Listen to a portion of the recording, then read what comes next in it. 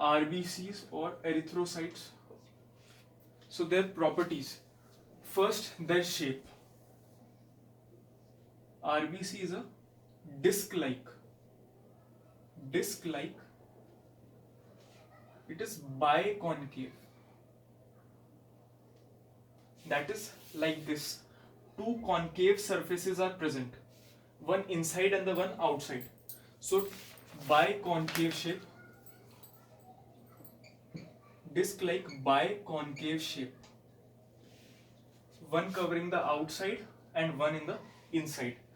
Like two plates, one larger and the other smaller, just adjacent to each other. So they are disc-like, biconcave shaped, and what is their function? They first, to understand their function, we must know that they do not possess mitochondria, and when they are mature, they are formed, they do not possess even nucleus. So they do not possess any major cell organelles like mitochondria or nucleus. So since they do not have nucleus, DNA, RNA, these all are not present in them, but main thing is mitochondria. They do not possess mitochondria, so they do not use oxygen. They do not possess these things, so they do not use oxygen. Thus, so our body actually, whenever we have to transport oxygen, we have to see that the tissue that is carrying oxygen, it does not utilize the oxygen for its respiration. So the body decided that it should make these RBCs carry oxygen, because they themselves will not use oxygen because they do not have mitochondria. So they are more suited for the function of oxygen carrying. So as such, since the oxygen is a gas, it will not combine with a solid component. So mainly the oxygen carrying capacity of RBCs is due to a pigment present in the RBCs. A certain type of pigment is present which is called the hemoglobin.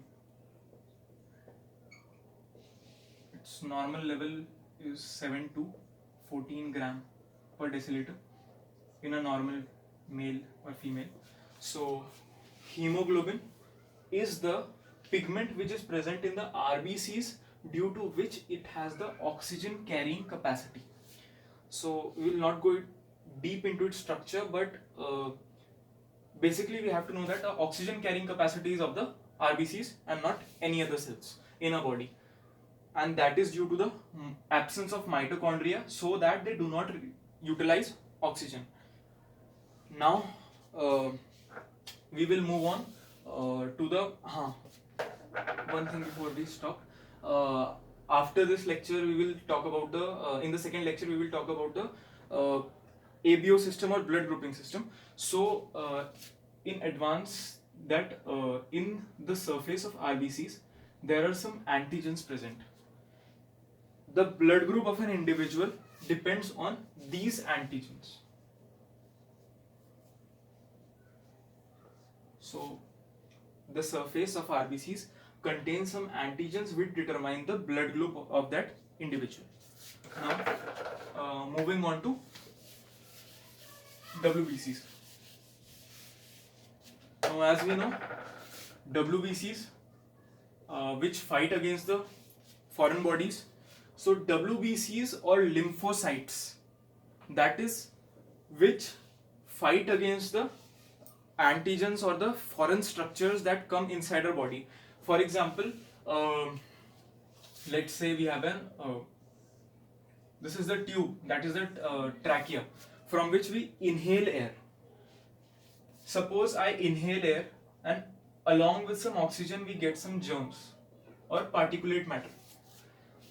Our blood contains WBCs.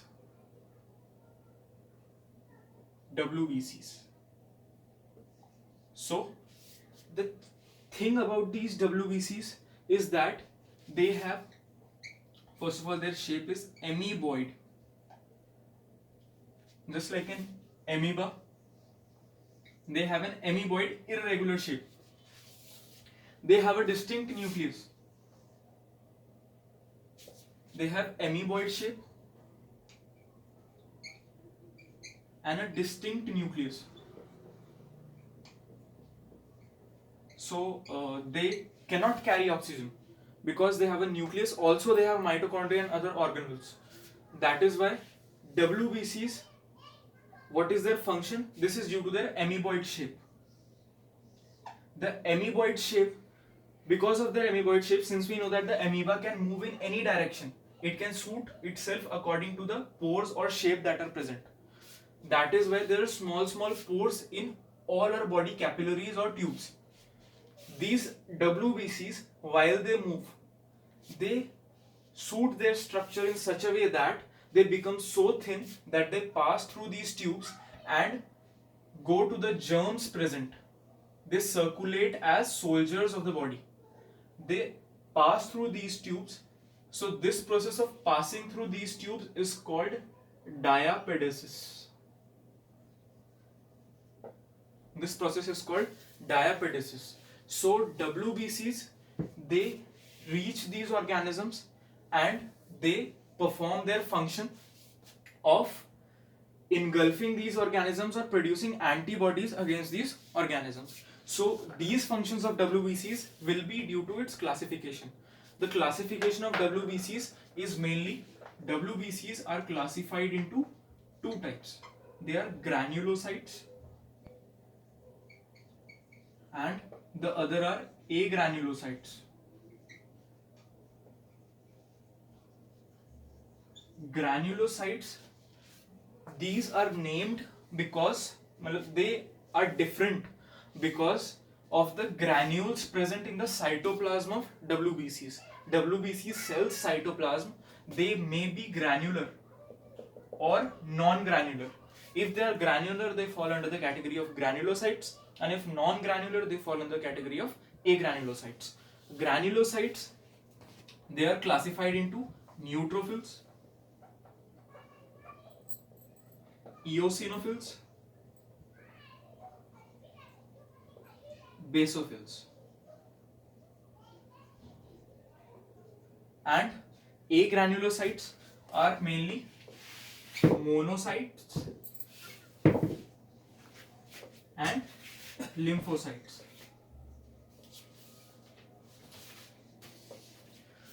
So the neutrophils, eosinophils, basophils, monocytes and lymphocytes.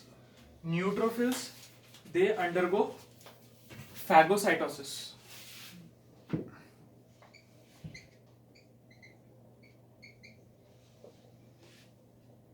Phagocytosis is how the one minute.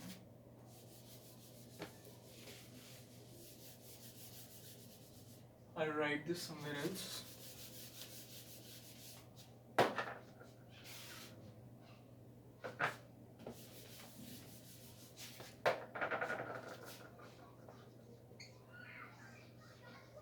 Granulocytes, neutrophils, you must have noted, neutrophils, eosinophils and basophils. WBCs में agranulocytes, mainly monocytes and lymphocyte. Now individually, neutrophils, they perform the function of phagocytosis. Phagocytosis. That is, phagocytosis is the function by which, suppose these are WBCs. This is some germ or particulate matter. These WBCs will set themselves or their structure so that they engulf these germs, and the lysosomes present inside them digest these germs. So they basically, phagocytosis is a function by which the WBCs engulf the germs and destroy them. Then eosinophils, they are in response to the allergic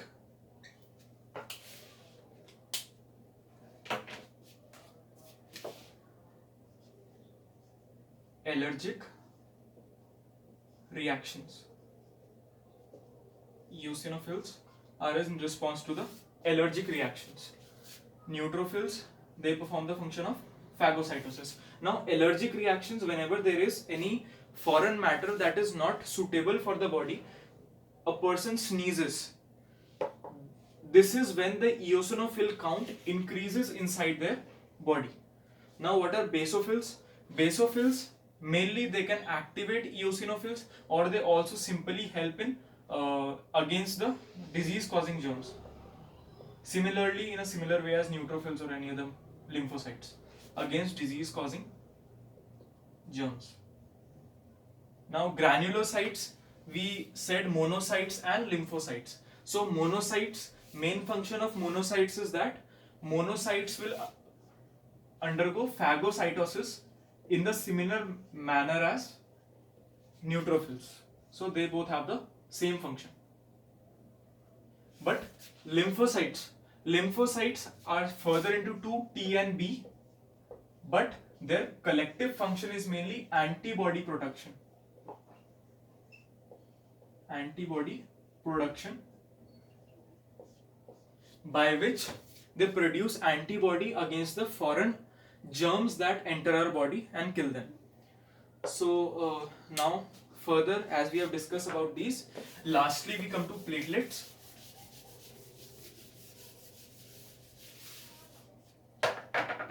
Platelets, mainly they are called thrombocytes. So their main function is clotting